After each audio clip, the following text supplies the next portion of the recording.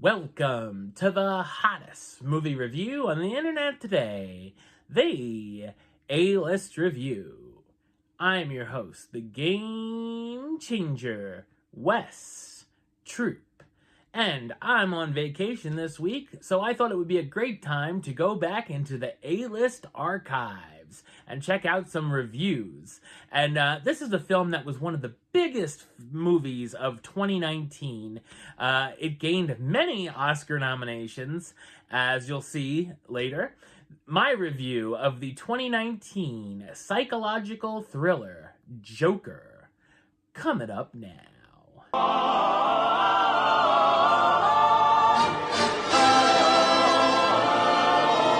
In 1981, clown for hire Arthur Fleck is a disturbed individual that lives with his mother in Gotham City. Arthur moonlights as a wannabe stand-up comedian as well, but has been struggling with coming up with jokes and a set. He also suffers from a neurological disorder that causes him to laugh at inappropriate times. After his therapy sessions with a social services agent are shut down, he's no longer able to get his medication. Finding himself getting beaten up by some of Gotham's citizens, a co-worker gives Arthur a gun to use for protection. Soon Arthur finds himself making one bad decision after another as things become more grim in Gotham City. So what did I think of Joker? I thought it's a fantastic drama. It's directed by Todd Phillips, best known for directing comedies such as Road Trip, Old School, Starsky and Hutch, and the Hangover series. First off, this is not your typical superhero movie, so do not go in expecting a normal Batman movie here. It's a gritty character study that's closer to a horror movie than it is an action superhero blockbuster.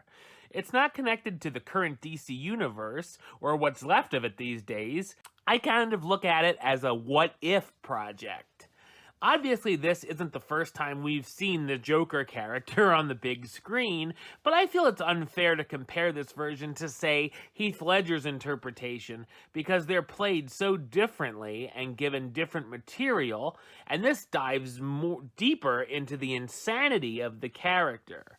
I can see why audiences would be worried about people taking the wrong messages away from the movie, and while there are moments in the beginning where we feel sympathy for the character when he's getting beat up, as it goes on, though, he becomes someone you wouldn't want to be in the same room with.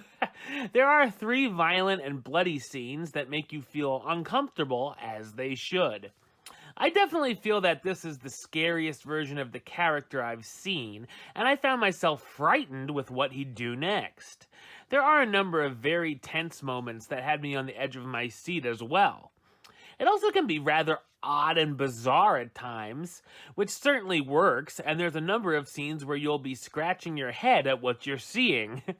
The story does deal with some other characters we know as well, including Thomas Wayne, but I like the fact that he felt just kind of like a regular character here. There are certain things that are open to interpretation, which I enjoyed, as we learn Arthur can be an unreliable narrator. There's also some surprising twists and turns throughout, and I like just that when you thought something was going to happen, it takes a sharp left turn. The filmmaking here by director Todd Phillips looks terrific as well, and you can tell that there's some inspiration from Taxi Driver and The King of Comedy.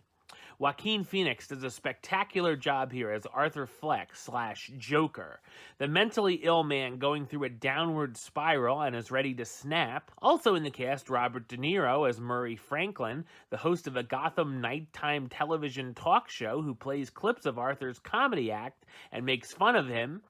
Zazie Beetz as Sophie Drummond, the single mother who lives down the hall from Arthur, and Frances Conroy as Penny Fleck, Arthur's mother who used to work for Thomas Wayne.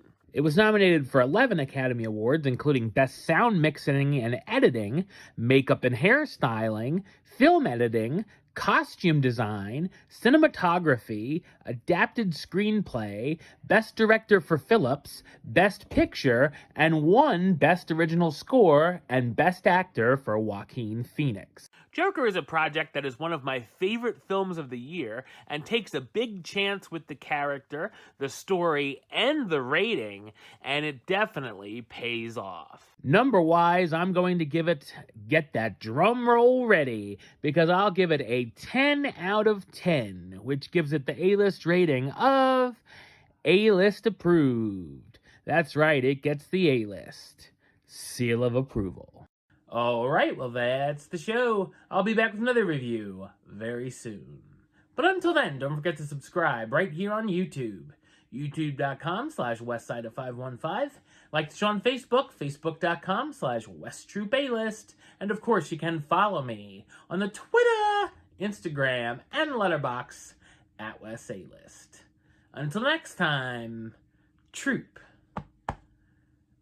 out.